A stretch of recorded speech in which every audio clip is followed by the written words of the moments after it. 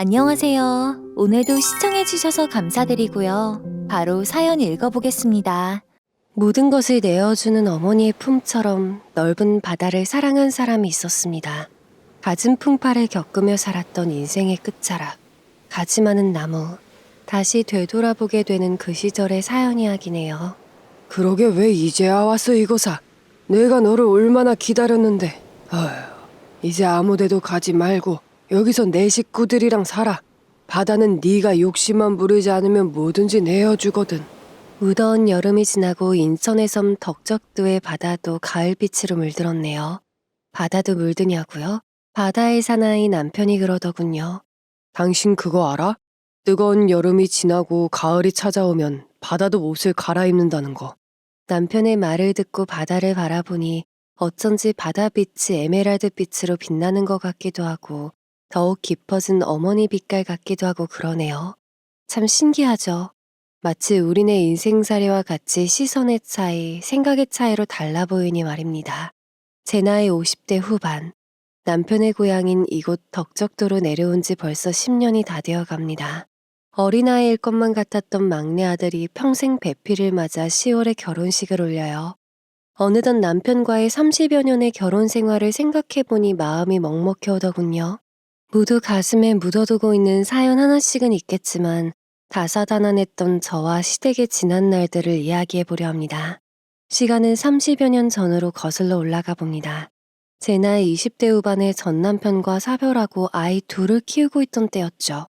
전 남편이 건설 현장에서 사고로 떠난 후 저는 어떻게 해서든 아이 둘을 키우며 열심히 살아가고 있었습니다. 전 남편의 사망 보상금으로 건설 현장에 밥집을 차렸습니다. 그리고 매일 새벽 인부들 밥을 해주며 생계를 유지하고 있었죠. 그때 건설 현장에서 소장으로 일하고 있던 지금의 남편을 만났습니다. 저보다 2살이 많았던 남편은 전처와 이혼 후 부모님을 모시고 아들을 키우며 살고 있던 이혼남이었어요. 황소같이 덩치가 크고 우락부락한 얼굴에 처음에는 가까이 하기엔 너무 먼 인상이었습니다.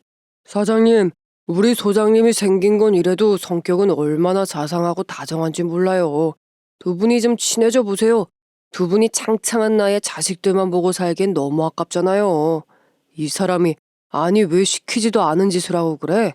그때 남편과 제 사정을 아는 동료들이 저희 둘을 엮어주려고 안달복달했었죠. 그리고 시부모님 또한 남편이 재혼하기만을 바라셨습니다. 하지만 상처가 많았던 저는 두 아이가 이미 초등학교에 다니고 있었기에 결혼으로 아이들에게 혼란을 주고 싶지 않았어요. 특히 큰딸은 전 남편이 죽고 나서 충격을 받았는지 제품에서 떨어지려고 하질 않았었죠. 혹여라도 엄마가 자신들을 버리고 떠날까봐 어린 마음에 겁이 났었나 보더라고요. 하지만 남편과 2년 동안 매일 얼굴을 보다 보니 서로 아이들을 키우면서 겪게 되는 고민거리와 걱정거리, 그리고 남들이 모르는 외로움까지 나누게 되는 사이가 되었네요. 그리고 남편이 건설 현장 경험을 바탕으로 자신만의 건설 회사를 차리겠다고 했을 때 저에게 함께 살자고 하더군요. 내가 회사 차리고 어느 정도 자리를 잡으면 당신 데리러 올 거야. 그때는 친구가 아닌 당신을 사랑하는 남자로 올 거니까 우리 새로운 가정을 만들어 보자. 그때는 남편의 말에 정말로 올까? 기대 반, 설마하는 마음이 반이었습니다. 그런데 1년 만에 정말로 남편이 찾아왔었죠. 남편의 재혼 의사에 시부모님은 반색을 하며 환영하셨어요. 시부모님의 눈에는 남편과 사별 후 밥집을 하면서 억적같이 두 아이를 키우며 살아가는 모습이 생활력도 강해 보이고 성실해 보였다고 해요. 하지만 사춘기가 온 큰딸은 남편을 노려보며 받아들이려 하지 않았었죠. 엄마, 저 아저씨랑 꼭 같이 살아야 해? 나는 엄마만 있으면 되는데 난 저 아저씨한테 엄마 뺏기기 싫단 말이야. 엄마, 그냥 우리끼리 살자, 응? 혜진아, 엄마를 뺏기는 게 아니고 새아빠가 생기는 거야. 저 아저씨가 생긴 것은 무서워 보여도 사실은 얼마나 자상하고 좋은 사람인지 몰라. 아무리 달래고 타일러 봐도 딸은 매일같이 울면서 재혼하지 말라고 떼를 썼습니다. 남편이 매일 와서 좋은 말도 건네고 다가가려 했지만 내미는 손은 쳐내고 바라보면 도끼 눈으로 째려보면서 소리를 쳤어요. 오지 마요. 우리 엄마 뺏어가지 말란 말이에요. 아저씨는 나쁜 사람이야. 소리치며 우는 딸을 보고 남편과 저는 그저 황망할 뿐이었어요. 딸의 반대가 이렇게 심하리라고는 생각지도 못했으니까요. 그런데 딸이 스스로 남편의 도움을 요청하게 된 사건이 일어났습니다. 건설 현장에서는 매일같이 얼굴을 봐서 낯이 익은 사람들도 많았지만 일용직으로 오는 낯선 남자들도 많았어요. 이런 곳에서 인부들을 상대로 밥 장사를 하려면 배포도 커야 했고 성격 또한 괄괄해져야 했습니다. 승맥이라고 말 한마디 못 받아치면 그야말로 늑대들의 밥이 될 수도 있는 것이 바로 이곳이었으니까요. 그날도 새벽같이 나와서 장사를 하는데 낯선 남자 하나가 밥을 다 먹고 이를 쑤시며 커피를 마시더군요.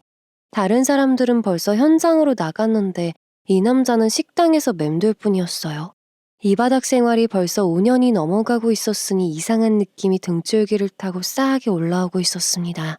여차하면 후문으로 튈 생각에 주방에서 일을 하는 척 하는데 그 남자가 어슬렁거리면서 주방으로 다가왔습니다.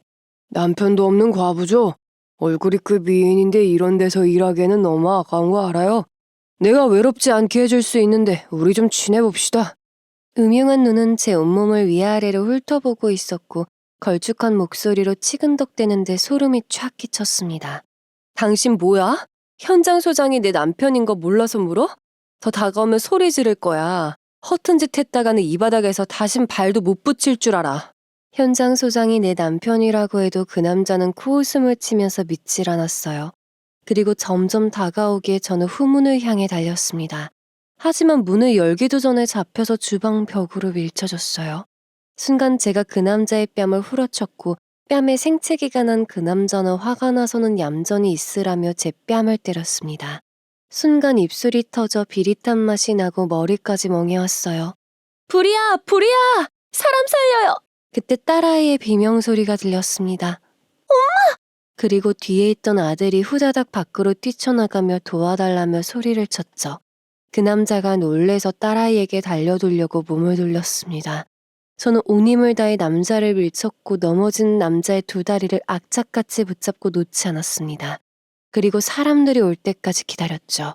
잠시 후 사람들이 뛰어오는 발자국 소리가 들렸고 현장 사람들은 무슨 일인지 알아챘는지 급하게 경찰에 신고부터 했습니다. 그리고 남자의 몸을 줄로 감아 경찰에 올 때까지 붙잡고 있었어요. 사람들이 괜찮냐고 묻자 딸은 그중 친분 있는 현장 사람에게 남편에게 연락해달라고 울면서 부탁했습니다. 아마 그 순간에 도움을 요청할 사람이 남편밖에 없다고 판단했었나 봐요. 그리고 경찰이 도착해서 현장 조사를 받고 있는데 남편이 놀래서 헐레벌떡 도착을 했습니다. 다짜고짜 그 남자의 면상을 향해 강한 펀치를 날렸는데 워낙에 날쌔서 경찰도 말릴 새가 없었어요. 씩씩거리며 아예 발길질도 하려고 하는 순간에 경찰이 강하게 뜯어말려서 멈출 수밖에 없었죠. 그러더니 퉁퉁 부어오른 제 얼굴을 보면서 분통이 터진다는 듯이 소리를 쳤습니다. 아휴, 저 짐승만도 못한 잡것을 그냥 확. 아우, 속 터져. 너 오늘이 제삿날인데 운 좋은 줄 알아라. 어디서 할 짓이 없어서 그냥 확. 그러고는 저를 품속에 확 끌어안고 힘을 주어 다독여 주었어요. 그리고 딸과 아들도 안아주면서 이젠 괜찮다고 잘했다고 칭찬을 해주었죠. 그 말에 딸이 긴장이 풀렸는지 남편의 품속에서 엉엉 울기 시작하더군요. 학교에 준비물을 사가려고 용돈을 타러 왔다가 험한 꼴을 봤으니 어린 맘에 얼마나 놀랐겠어요. 남편은 딸이 닿을 때까지 괜찮다며 계속 다독여 주었죠. 그리고 경찰서까지 동행한 남편은 남자를 법대로 강하게 처벌해달라며 고소하고 변호사까지 선임을 해서 대처했습니다. 그 남자는 억울하다며 악을 썼습니다. 내가 무슨 죄를 지었다고 이럽니까? 저 여자 털끝만큼도 건드린 적 없어요. 오히려 제가 맞아서 멍이 들었어요. 고소는 내가 할 겁니다. 하지만 그 남자는 상습범인데다가 죄를 뉘우치지 않는다며 징역 3년을 선고받았어요. 만약에 남편의 도움이 없었더라면 그 남자는 죗값도 받지 않은 채 다시 거리를 활보하고 다녔을지도 모릅니다. 정말 소름이 끼칠 일이었죠. 그 사건 이후에 저는 겁이 나서 밥집을 운영할 수가 없었습니다. 아이들도 제가 식당에 나가 또 험한 꼴을 당할까봐 무서웠는지 새벽같이 일어나서 제품에서 떠나질 않았어요. 그 힘든 기간 동안 남편은 매일같이 와서 저희를 돌봤습니다. 그 모습에 아들이 먼저 남편을 잘 따랐고 딸도 울먹이면서 말하더군요. 아저씨는 우리 엄마 오래오래 보살펴줄 수 있어요? 우리랑 오래오래 함께 살 수 있어요? 그럼 아저씨는 엄마랑 너희 곁에 오래오래 있을 거야. 아저씨가 최선을 다해서 지켜줄게. 딸의 눈물 어린 허락에 남편과 저는 재혼해서 한 가정이 되었습니다. 남편에게도 아들이 하나 있었는데 시부모님께서 얼마나 잘 키우셨는지 구김살 없이 밝은 성격이었습니다. 제 아들보다 2살이 어려 막둥이라고 불렸죠.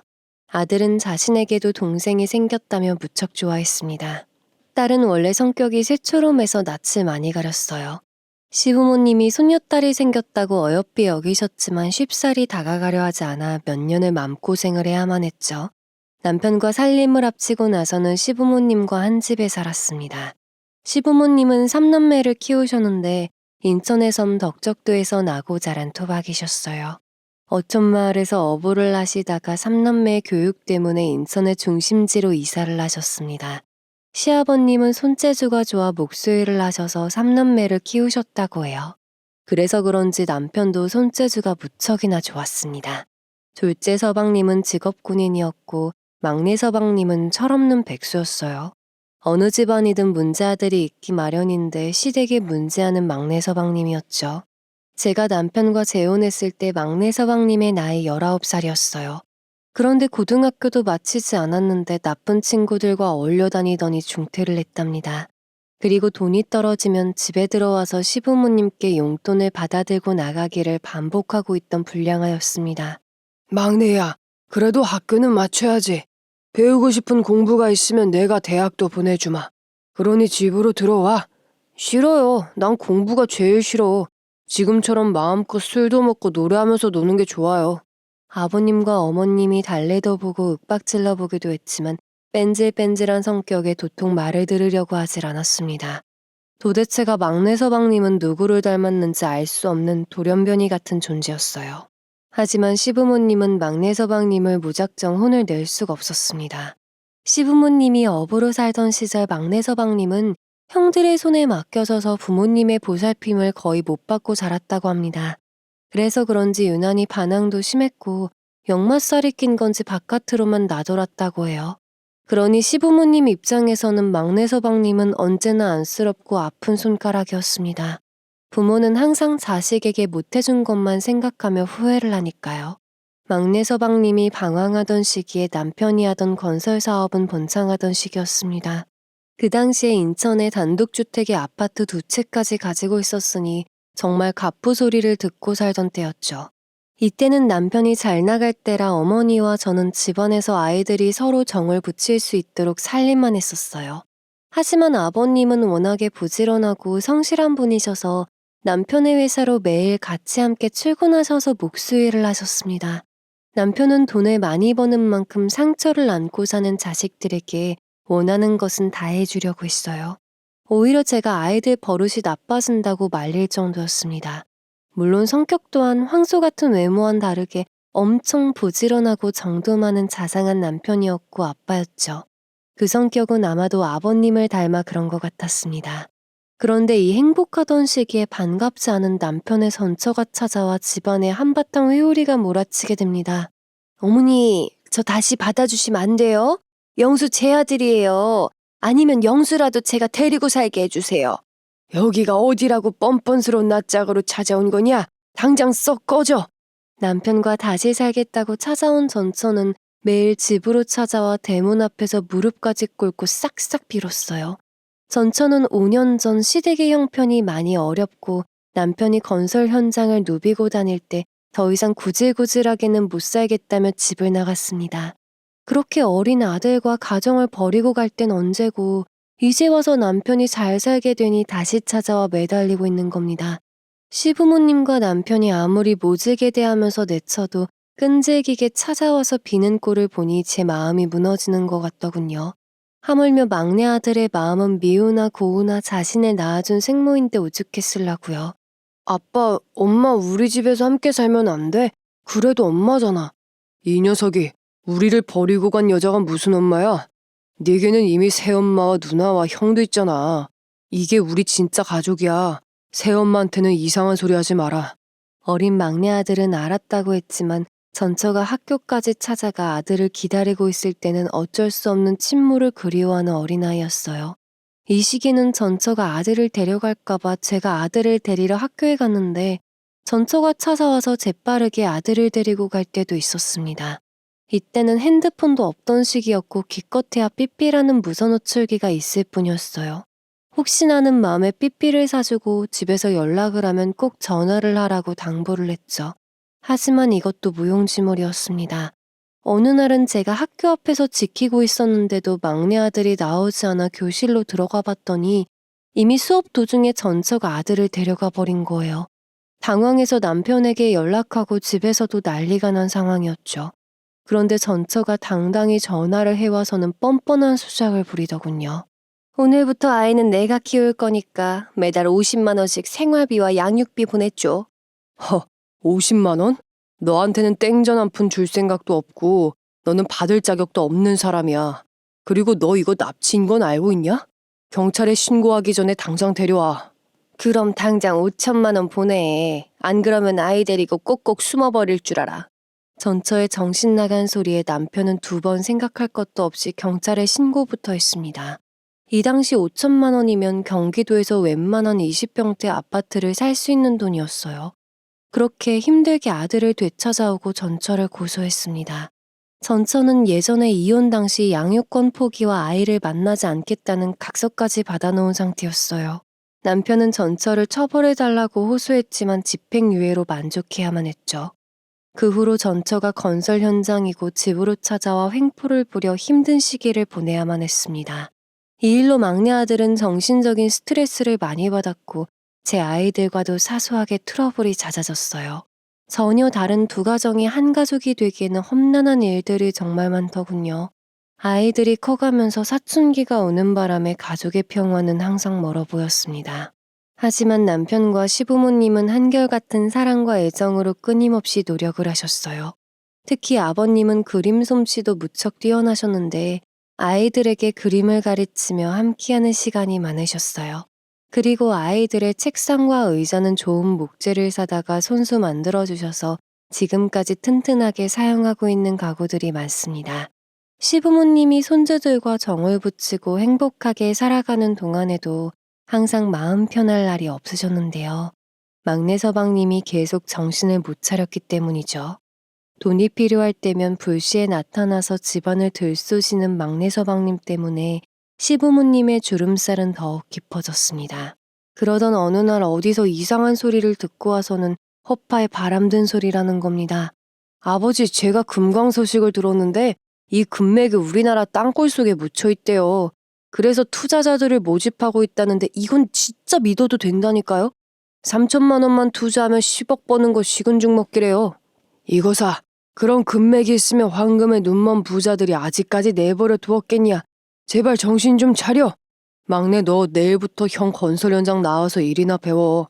황금만큼은 아니어도 목돈은 벌 수 있을 거다.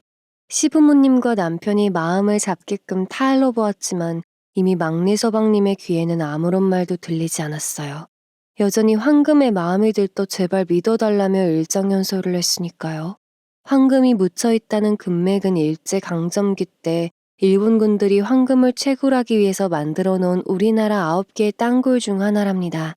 막내 서방님이 말한 곳은 그 중에서 가장 확률이 높은 곳이었지만 깊고 어두운 갱도 안을 들어가야 하고 무너질 우려가 커서 쉽게 작업할 수 있는 환경이 아니었어요. 게다가 황금을 채굴할 수 있는 숙련공들을 구하기가 하늘의 별 따기라고 했습니다. 그래서 모든 투자자들이 이제껏 섣불리 손을 못 대고 있었다고요. 제발 믿어줘요, 진짜라니까요. 아, 답답하네. 정 못 믿겠으면 1,000만 원이라도 줘보세요. 10억 벌어올 테니까. 내가 노다지 캐와서 고향 땅에 아버지 집 지어드릴게요. 그게 아버지 소원이시잖아요. 그럼 약속 하나만 하고 가. 1,000만 원 줄 테니까 3년 안에 금맥이 발견이 안 되면 집으로 돌아와서 정신 차리고 살겠다고 약속할 수 있어?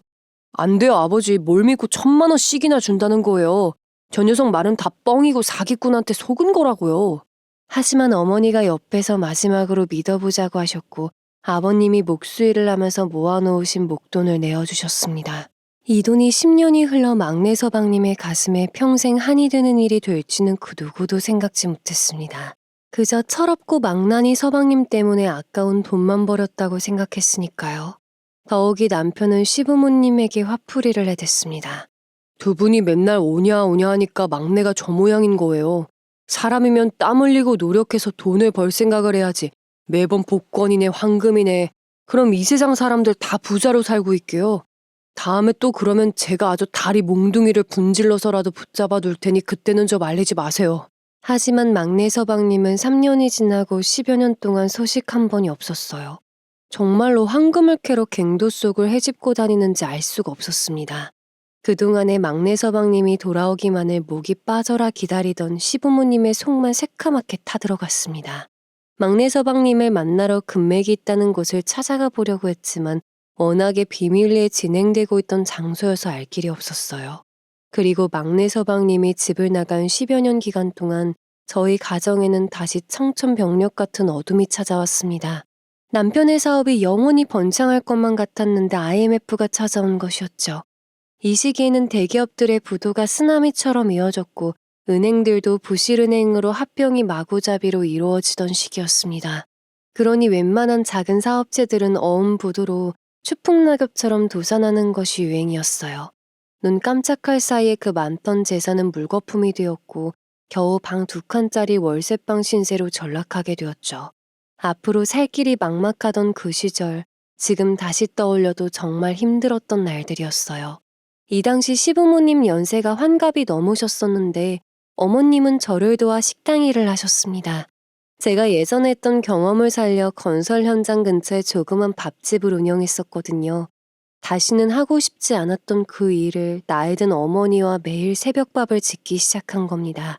한동안 충격으로 방황하던 남편은 건설업으로 다시 재기할 생각은 꿈도 꾸지 못했습니다. 또 그럴 만한 자금도 없었지만요. 그래서 어린 시절 아버님에게 배웠던 어부일을 하겠다고 했습니다. 여보, 내가 어선을 타야 할 것 같아. 지금은 그게 돈을 많이 벌 수 있는 빠른 길인 것 같거든. 차라리 내가 배를 타마. 아직 내 솜씨가 녹슬진 않았을 거다. 내가 가마. 안 돼요, 아버지. 배를 타려면 기술도 중요하지만 힘이 세야 하잖아요. 아버지 닮아서 제가 힘도 세고 요령도 좋으니까 열심히 해서 아버지 같은 선장이 되어 돌아올게요. 그렇게 힘겹게 합쳐진 두 가정은 또다시 한쪽 날개가 찢어진 채로 10여 년을 살아냈습니다. 처음 배를 타기 위해 떠나기 전날 밤에 저를 꼭 안아주던 남편의 품에서 얼마나 울었는지 모릅니다. 그저 미안하다며 제 볼에 흐르는 뜨거운 눈물을 남편은 투박한 두 손으로 닦아주었어요. 그리고 잠시만 헤어지는 거다.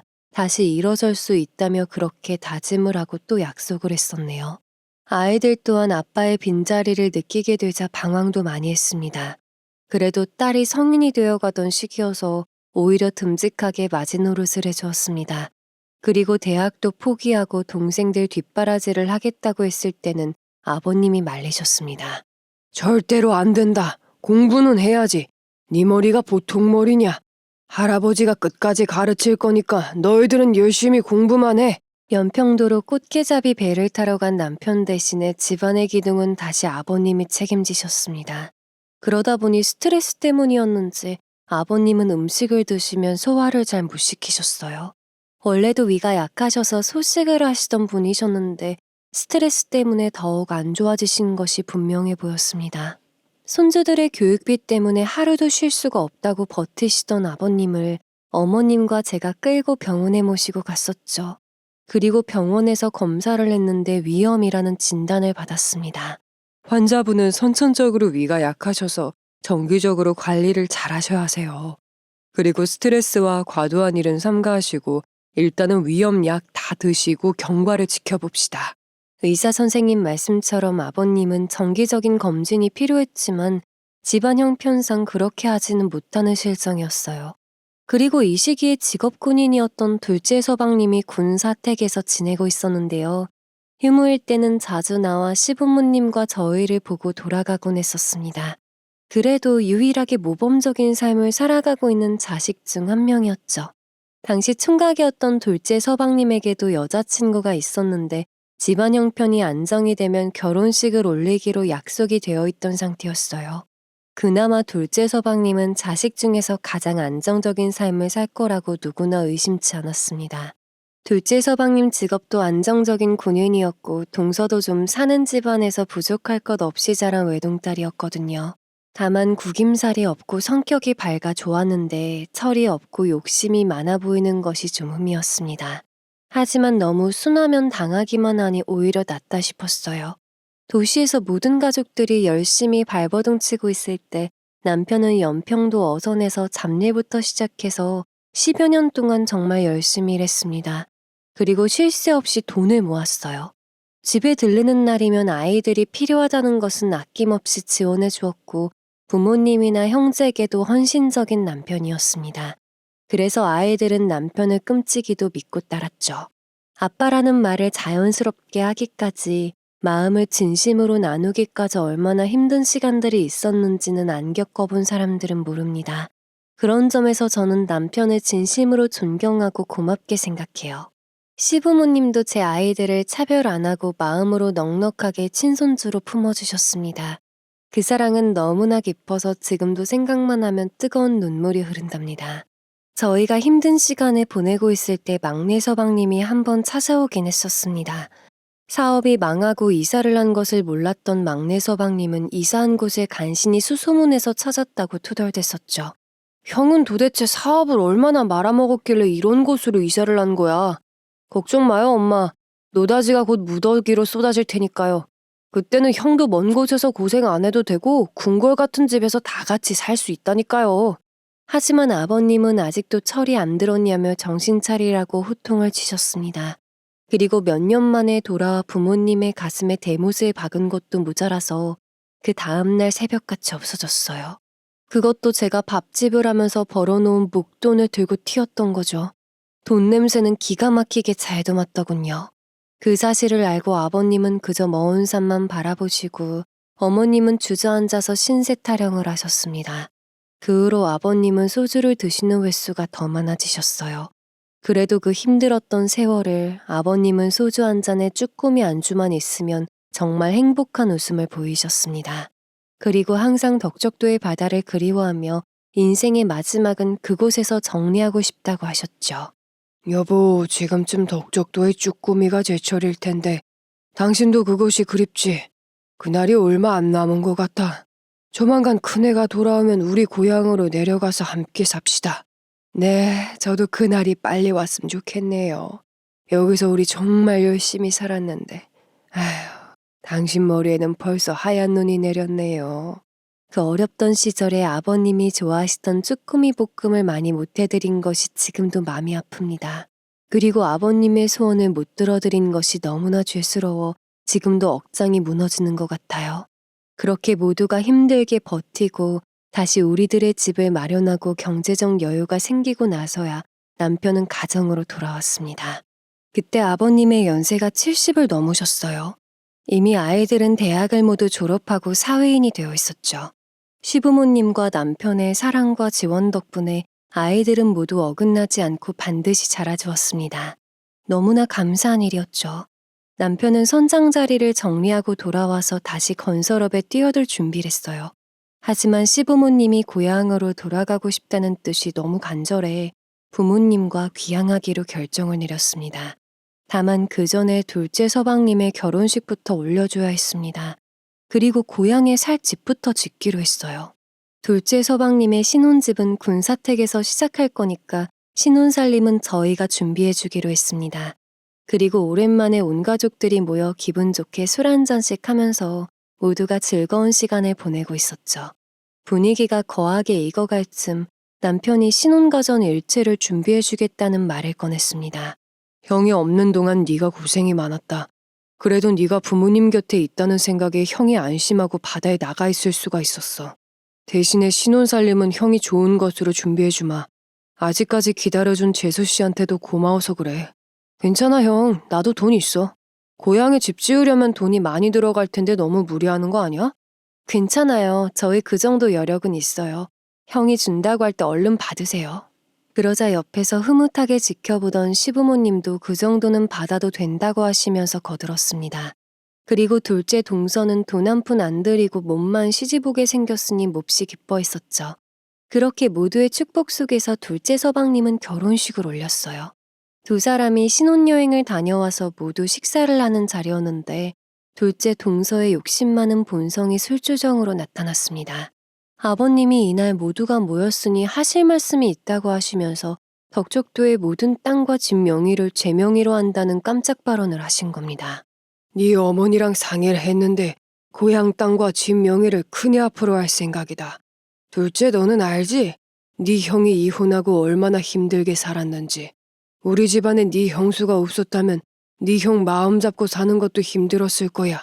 그리고 큰일이 닥쳤을 때도 큰애 덕분에 다시 이만큼 일어설 수 있었던 거다. 우린 그렇게 생각하고 있어. 아버님 그건 아니에요.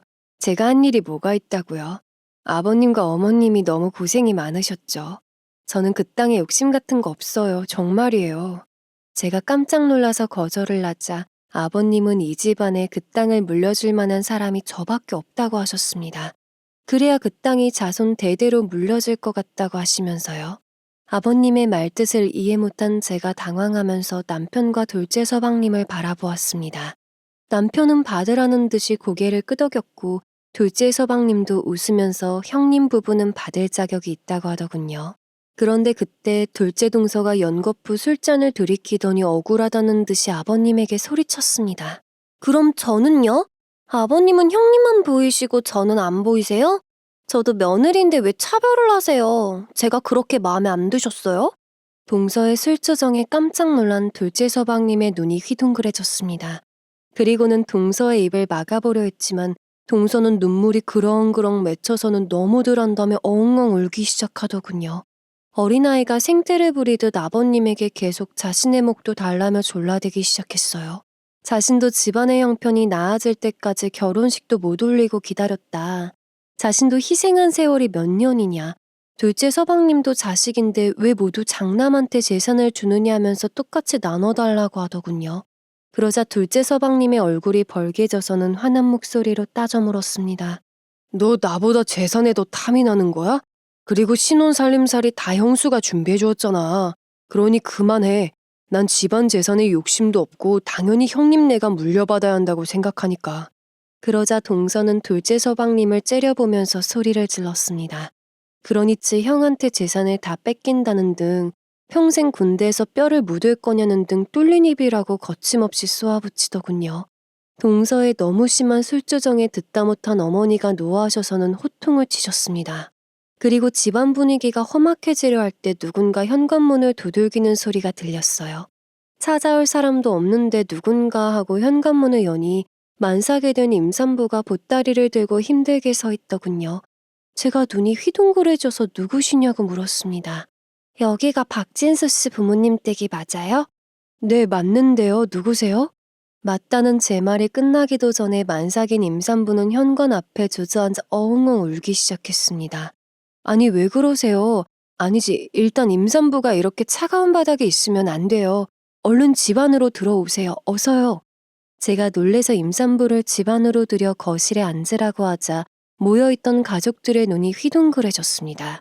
방금 전까지 술주정하면서 재산 타령하던 둘째 동서까지 입이 딱 벌어져서는 바라보더군요. 임산부는 거실에 앉아서도 한참을 울었습니다. 무슨 사연인지는 알 수 없었지만 막내 서방님의 이름을 대며 찾아온 것을 보니 분명 서방님과 연관이 있어 보였죠. 그 임산부가 제 막내 동서가 된답니다. 그만 울어요. 자꾸 서럽게 울면 태아한테 안 좋아요. 여기 물 좀 마시고. 아직 식사 전인 것 같은데 우리랑 식사부터 할래요? 네, 어머니. 저 오늘 한 끼도 못 먹었어요. 어머니의 밥부터 먹자는 말에 울면서 한 끼도 못 먹었고 하는데 저는 순간 웃음이 나와 혼났습니다. 결코 웃을 상황이 아니었는데 왜 그리 귀엽게만 느껴지던지 밥과 국을 들어간다는 핑계를 대고 주방으로 가서 겨우 웃음을 눌러 참았었죠. 제가 따뜻한 밥과 국을 막내 동서에게 갖다 주자 배가 많이 고팠는지 울음을 뚝 그치고 딸꾹질까지 하면서 허겁지겁 먹더군요. 그 모습에 모두들 놀래서 동서 밥 먹는 것만 바라보고 있었네요. 막내 동서는 진짜 한 끼도 못 먹었는지 한 공기를 다 먹고는 저를 쳐다보길래 얼른 한 공기를 더 갖다 주었어요.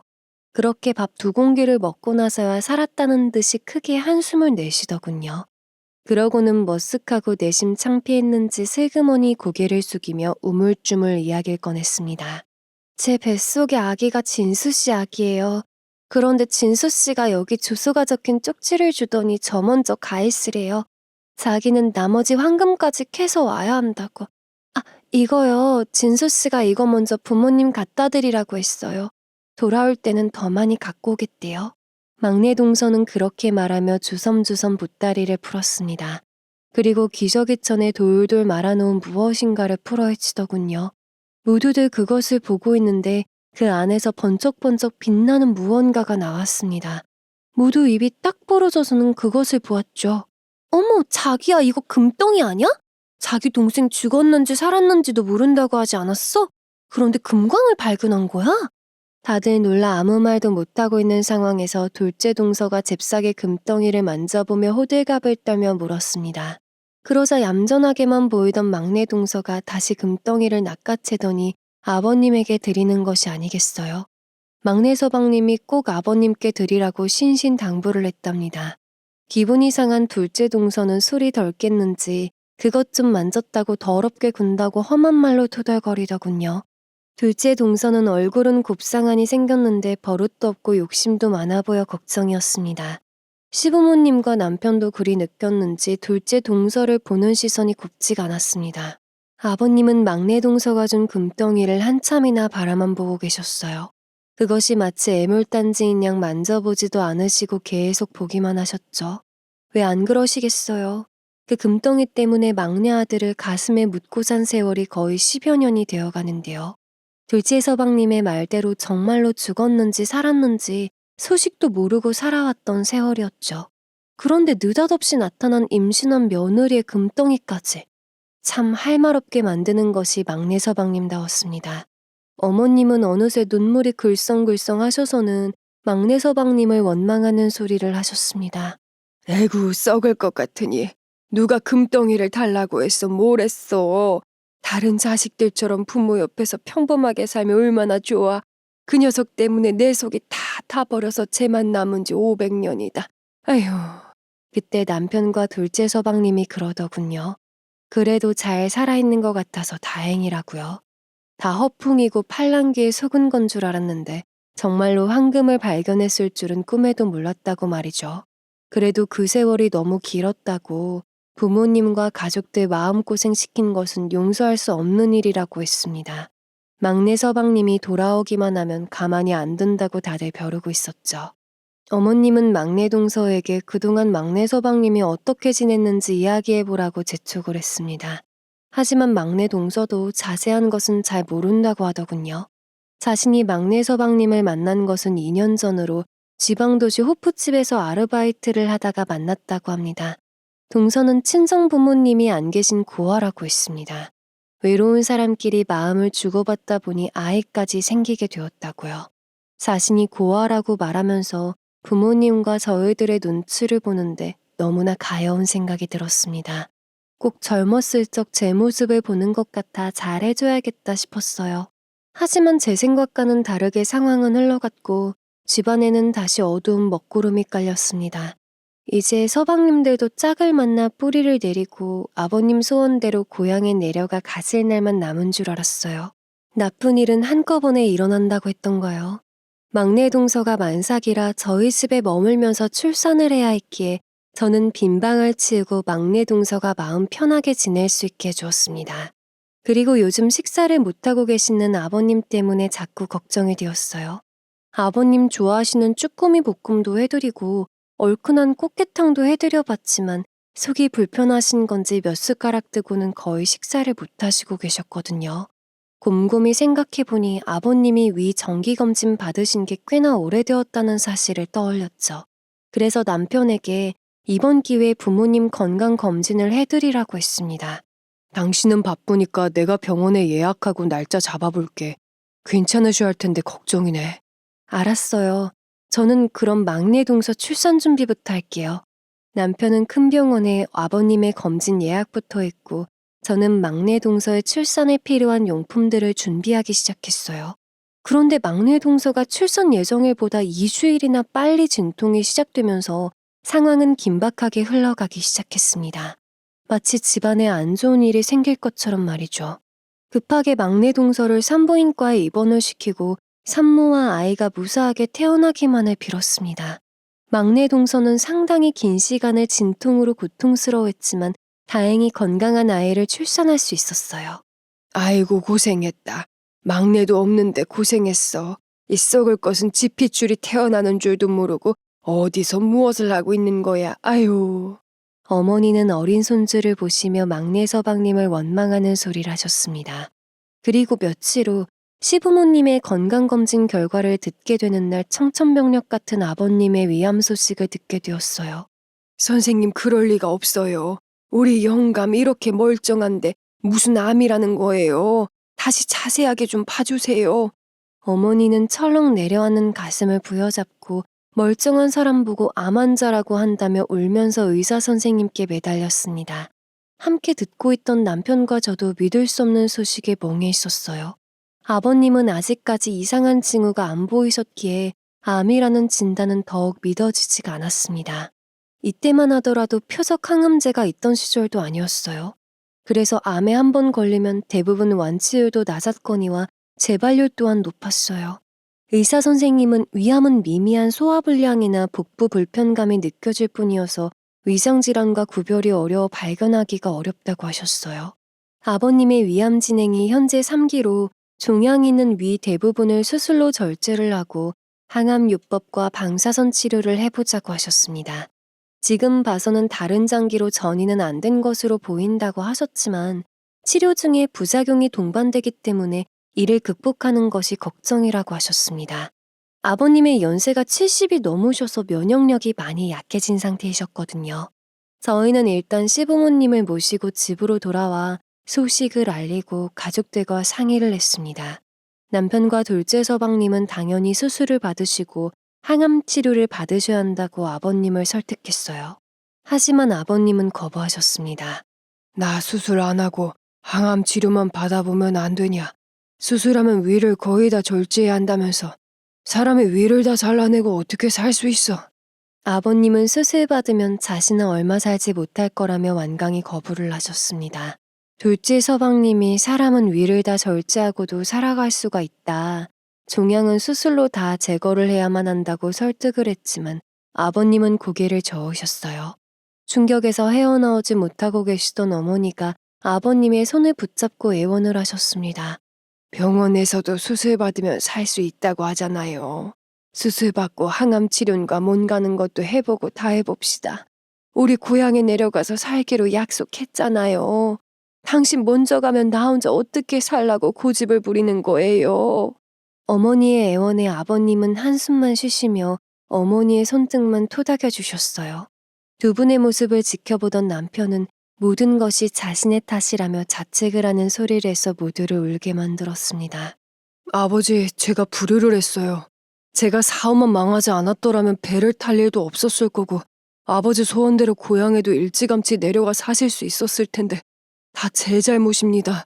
죄송합니다. 아버지 다 제 잘못이에요. 남편이 모든 것이 자신의 잘못이라고 하며 울자 둘째 서방님은 그것이 왜 형의 잘못이냐고 타일렀습니다. 불쌍하게 고생만 하신 아버지께 왜 이런 일이 일어났는지 모르겠다고 하늘이 원망스럽다는 말을 해서 방안은 금세 울음바다가 되어버렸죠. 이제 성인이 된 아이들도 아버지 역할을 대신해왔던 할아버지 암 소식에 금세 울음을 터뜨렸습니다. 안 돼요. 할아버지는 저 시집가서 증손자 보실 때까지 오래오래 사셔야 해요. 그러지 말고 수술도 치료도 할 수 있는 것은 다 해봐야죠, 네? 딸과 두 아들까지 제발 고집 부리지 말고 치료받자고 아버님께 매달렸습니다. 그렇게 가족 모두가 애원을 하니 아버님은 끝내 수술을 받겠다고 하셨어요. 그리고 아버님의 수술이 진행되던 날 둘째 동서가 황금에 눈이 멀어 일을 저지르고 말았습니다. 바로 아버님의 방으로 들어가 황금을 훔치려고 한 것이었죠. 가족 모두가 아버님의 수술실 앞에서 초조하게 버티고 있을 때 둘째 동서는 막내 동서의 산후조리 핑계를 대며 집에 남았습니다. 그리고 막내 동서와 어린 조카가 잠들었다고 생각했을 때 아버님의 방을 뒤졌어요. 이상한 기척에 놀란 막내 동서가 둘째 동서가 시부모님 방에서 나오는 모습을 보고 의심을 한 겁니다. 막내 동서는 출산한 지 2주밖에 안 된 몸으로 발버둥 치는 둘째 동서를 붙들고 늘어졌습니다. 이거 놓지 못해? 놓으란 말이야. 어디서 거지 같은 게 힘은 무식하게 세서는. 야, 놓으라고. 처음부터 네 눈빛에 욕심이 그득한 걸 내가 다 알아봤어. 감히 어디다가 손을 대는 거야? 너 같은 건 그냥 콩밥을 먹어야 한다고. 안 내나? 두 동서가 엎치락 뒤치락 하는 동안 어린 조카는 집이 떠나가라 울어젖혔고 집안은 난리도 아닌 상태였는데요. 마침 막내 아들이 학교에서 돌아와 둘째 동서를 잡을 수가 있었습니다. 소식을 들은 저희도 모두 충격을 받았지만 둘째 서방님의 충격은 더 심했죠. 둘째 서방님이 화를 내면서 황금을 훔치려한 이유를 물었습니다. 그런데 그 대답이 너무나 황당했어요. 자기 몫을 못 챙기니까 내가 이런 짓까지 한 거 아니야. 왜 이 집안 식구들은 모두 형님만 이뻐하냐고. 둘째 서방님은 그날 일까지 겪고 확실하게 마음을 정리했다고 했습니다. 먼저 번 땅 문서 사건 때에도 집에 돌아가 대판 부부싸움을 했다고 합니다. 동서는 그날부터 서방님에게 계속 잔소리를 했다고 해요. 언제까지 사택에서 살 거냐면서 아버님에게 서방님 몫을 달라고 했답니다. 동서의 본심을 알게 된 서방님은 결국 경찰서에 신고했고 동서에게 이혼을 요구했어요. 하지만 동서의 처벌은 집행유예로 끝났고 이혼은 못한다며 길길이 날뛰었죠. 이혼할 거면 위자료를 달라고 하는 바람에 결국 소송까지 가는 힘든 과정까지 거쳐야만 했습니다. 그 후 동서의 충격적인 일과 아버님의 병환 때문에 집안 분위기가 더욱 무겁게 가라앉았어요. 아버님은 위를 대부분 절제했기 때문에 음식물 섭취가 어려웠어요. 항암 치료 때문에 구토와 통증 때문에 너무나 고통스러워하셨습니다. 당연히 체중이 빠져 앙상하게 말라가셨고 지켜보는 저와 어머니의 눈에서는 눈물이 마를 날이 없었죠. 그 와중에도 사실 날이 얼마 안 남은 것을 아셨는지 막내 서방님을 애타게 찾으셨어요. 하지만 아버님이 항암 치료를 다 끝내고 조카가 태어난 지 1년이 되어 돌이 될 때까지도 소식이 없었습니다. 아버님은 막내 동서가 준 금덩어리를 꺼내어 바라보시는 날이 많아졌어요. 그것이 마치 막내 서방님의 분신이라도 되는 것처럼 말이죠. 수술과 항암 치료를 하는 과정에서 심신이 더욱 쇠약해지셨을 테니 더욱 그리우셨을 겁니다. 그리고 남편은 부지런히 덕적도에 머물며 시부모님이 노후를 보낼 집을 짓는 일에 착수했습니다. 섬이라 건축 자재를 실어 나르는 일과 함께 건축할 사람을 찾는 일도 보통 일이 아니었어요. 육지에서 건축하는 기간보다 2배에서 3배는 느리게 진행이 되었습니다. 남편은 집을 짓고 있는 중간중간에 집으로 돌아와 아버님의 상태를 확인하고 돌아갔어요. 혹시라도 집을 다 짓기 전에 아버님이 재발이라도 될까봐 전전긍긍하면서 보냈죠. 그리고 아버님은 일어나서 활동하실 기력을 찾으시자 곧 무언가를 만들기 시작하셨어요. 아버님, 아직 무리하시면 안 되세요. 그런데 무얼 만드시고 계세요? 그네가 지은 새 집에서 사용할 식탁과 의자다. 그곳에 손주들까지 앉아서 식사를 한다고 생각을 하니 하나도 안 힘들어. 쉬엄쉬엄 할 테니 너무 걱정하지 말아라. 제 걱정에 아버님은 주름진 얼굴에 환한 웃음을 지으시곤 걱정하지 말라고 하셨어요. 어머니도 아버님의 옆에서 자신이 거들 테니 괜찮다고 하셨죠. 두 분은 매일 가구를 만드는 일에 푹 빠져 지냈습니다. 그때 두 분의 얼굴이 그렇게 행복해 보일 수가 없었습니다. 그리고 남편이 없으니 딸과 두 아들은 시간 날 때마다 아버님이 만들어 놓은 의자에 사포질을 하며 도왔죠. 아버님은 자신의 기술들을 알려주시기도 하면서 무척 즐거워하셨습니다. 마치 소중한 추억을 한 장 한 장 쌓듯이 그렇게요. 그때의 정겹고 아름답던 기억이 아직도 생생하네요. 제가 남편과 살아왔던 세월 20여 년. 그 오랜 기간 동안 아버님은 제게 시아버지라기보다는 친아버지 이상으로 애틋한 정을 주셨습니다. 하지만 하늘은 야속하게 아버님의 인생을 더 이상 허락하지 않으셨어요. 위암 수술 받으신 지 2년이 지나자 다시 재발했다는 통보를 받게 되었죠. 아버님은 힘들고 고통스러운 수술과 치료를 포기하고 고향을 택하셨습니다. 다행히 이때는 남편이 덕적도의 집을 거의 완공했을 시점이었습니다. 안 돼요, 아버지. 거기 들어가시면 병원 치료도 못 받으세요. 여기서 치료부터 받으시면 제가 모시고 갈게요. 그네야, 이제 그만해. 나는 여기까지인 거야. 막내 얼굴은 보고 갔으면 좋겠는데 언제 돌아올는지. 결국 아버님의 뜻대로 저희는 시부모님을 모시고 덕적도로 향했습니다. 아버님이 그동안 정성껏 만들어 놓으신 가구들도 함께요. 30여 년이 지나서야 고향에 돌아가게 된 아버님은 배가 항구에 도착하기 전부터 뜨거운 눈물을 흘리셨어요. 그리운 흙냄새보다 바닷물 냄새가 코끝을 맴도는 곳, 그리운 섬마을, 아버님의 고향 덕적도. 수많은 갈매기떼가 아버님의 귀향을 반겨주고 있었습니다. 저와 남편은 부랴부랴 아버님이 쉬실 공간부터 청소하고 모셨습니다. 도시에서 생활만 하던 저는 섬의 모든 것이 생소했어요. 하지만 어머님은 감회가 새로운 듯 즐거운 마음으로 하나하나 알려주셨습니다. 다만 아버님의 건강이 하루가 다르게 악화되어 가니 그것이 근심거리였죠. 다행히 고향으로 돌아오신 아버님은 표정만은 평온해 보이셨어요. 하지만 음식물은 거의 드시지를 못하셨고 진통제는 날이 갈수록 효과가 없었습니다. 어머니는 매일 막내 서방님이 돌아오기만을 빌고 또 빌었습니다. 그리고 그렇게 기다리고 기다리던 막내 서방님이 돌아왔어요. 하지만 가족들이 바라던 모습이 절대 아니었죠. 한쪽 눈을 잃어서 돌아왔으니 시부모님의 억장이 무너져 내린 것은 말할 것도 없었습니다. 아이고, 내 아들 눈이 왜 어떻게 된 거냐? 기껏 10여 년 동안 소식이 없다가 돌아왔는데 이게 무슨 꼴인 거야, 이거 사. 죄송해요, 어머니. 아버지 죄송해요. 이제 아버지 곁에 있으려고 왔는데. 그러게 왜 이제야 와서 이거 사. 내가 너를 얼마나 기다렸는데. 아휴, 이제 아무데도 가지 말고 여기서 네 식구들이랑 살아. 세상에서 여기만큼 정직한 곳은 없다. 바다는 네가 욕심만 부리지 않으면 뭐든지 내어주거든. 결국 막내 서방님이 얻은 것은 황금 한 덩어리뿐이었고 세상을 볼 수 있는 눈과 마음은 만신창이가 되었습니다. 일확천금을 바란 대가가 혹독하게 돌아온 거죠. 금광은 처음 몇 년간 채굴을 시작하자 정말로 황금이 발견이 되었다고 합니다.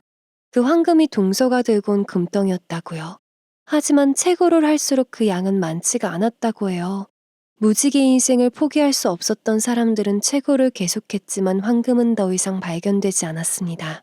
그렇게 1년, 10년 결국 지쳐서 자신들끼리 싸우고 투자자들과 싸우고 박터지게 싸우다가 돌아오게 되었답니다.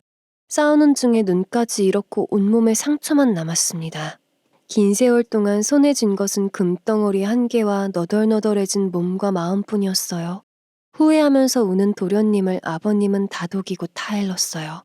고통스러운 통증을 참아내는 동안에도 오히려 자식들을 걱정하시던 아버님. 그게 부모님의 마음이겠죠. 막내 서방님은 후회만 하면서 아버님을 끌어안다가 마지막을 보내드렸습니다. 아버님의 마지막은 어머님을 비롯해서 모두가 가슴 아픈 이별을 해야만 했어요. 아이고, 영감, 나도 데려가요. 아이고, 나만 남겨두고 가면 어떡해요. 아버지, 안 돼. 아버지 죄송해요. 제가 잘못했어요. 사람은 모두 때가 되면 흙으로 돌아간다고 하죠. 그리고 소중한 사람을 잃어버리고 나서야 깨닫게 되더군요. 다시 돌아올 수 없는 시간들을 후회하면서요. 저희는 바다가 내려다 보이는 선산에 아버님을 모셨습니다. 막내 서방님은 그곳을 새벽마다 매일 찾아갔어요. 그리고 아버님 좋아하시던 술을 따라드리며 매일같이 용서를 빌었습니다. 그 마음은 100년을 빌어도 모자란다고 하면서요. 아버님이 돌아가시고 홀로 남겨진 어머님은 상실감과 허전함에 멍하니 있는 날이 많아지셨습니다. 아버님이 만드신 의자에 앉아 하루 종일 바다만 바라보시더니 차츰 기억을 잃어가셨어요. 그렇게 자신만의 공간으로 숨으시더니 아기가 되어버렸답니다. 맞아요. 치매가 온 것이었죠. 어머니까지 이러시면 전 어떻게 살아요? 우리 어머니 어쩜 좋아. 엄마마저 이러면 나 정말 어떡하라고. 정신이 온전치도 않은데 홀로 남으신 어머니를 다시 도시로 모시고 갈 수 없었습니다. 그래서 저희도 도시 생활을 정리하고 덕적도에서 새 삶을 시작했어요. 남편은 아버님이 꿈꾸시던 바다의 삶을 살아가고 있습니다. 이곳은 쭈꾸미뿐만 아니라 산에는 도루비며 산나물이 많고요. 우럭이며 도다리 등 횟감도 많이 잡힌답니다. 막내 서방님도 삶의 회의를 느끼고 동서와 조카를 데리고 덕적도에 터를 잡았습니다. 그리고 스킨스쿠버 자격증을 따서 바닷속의 보물, 해산물을 따다 팔죠. 마음의 안정을 찾고 뿌리를 내리고 남편과 열심히 조업에 나서며 지내고 있답니다. 어머니는 비록 5년을 치매로 고생을 하셨지만 감사하게도 평안히 주무시다가 눈을 감으셨어요. 아마 아버님께서 곱게 모셔갔을 거란 생각이 드네요. 어머니는 떠나시던 마지막 날에도 아버님이 만들어주신 의자에 앉아 바다를 바라보셨었죠. 그리고는 희미하게 웃으시며 가리키셨어요. 에미야, 저기 네 아버지가 오는구나. 뱃머리에서 나를 보고 웃으며 손 흔들고 있는데 너도 보이지? 어쩌면 나이 들었는데도 저리 멋지냐? 그러네요. 우리 아버님 정말 늠름하고 멋지신데요. 엄마는 아버지가 그렇게 좋으세요? 그날 어머니는 아버님이 배를 타고 돌아오셨다며 소주에 쭈꾸미 한 상을 차리라고 하셨습니다. 그리고 곱게 아버님을 따라가셨어요. 남편과 산 세월보다 시부모님과 함께 산 세월이 더 많았던 날들. 아버지, 엄마 마중 나오셨어요? 아버지가 왜 그토록 바다를 그리워하고 사랑했는지 이제야 조금 알 것 같아요. 아버지가 웃어주시던 미소, 거칠지만 따스했던 손길, 감사했고 그립습니다. 오늘은 집안의 남자들이 모두 모여 바다 조업을 나갔습니다. 아마 잠시 후면 풍성한 해산물을 안고 돌아올 시간이네요. 우리네 인생은 바다처럼 거칠다가도 잠잠할 때도 있죠. 하지만 욕심만 부리지 않는다면 모든 것을 내어주는 부모님의 품과 같이 넉넉한 것도 바다입니다. 가끔 어머니가 앉았던 의자에서 바다를 바라보고 있노라면 저도 모르게 눈물이 한 방울 떨어집니다. 이슬이 뿌옇게 서리지만 미약한 미소는 잔잔히 제 볼을 덮어주죠. 과거 그 의자에 앉은 어머니한테 뭐 하세요? 라고 질문을 드리면 어머니는 그냥 이라고 답하시곤 했죠. 이제야 그 그냥의 의미를 알 듯합니다. 이제는 제 아들들과 딸들이 저에게 그 질문을 하니까요. 청명한 하늘 아래 푸른 바다도 가을빛으로 물들어갑니다. 행복한 가을날, 여러분의 가정에는 평안만이 깃드시길 기원드리면서 이만 마칠까 합니다. 구독과 좋아요, 알림 설정 부탁드립니다.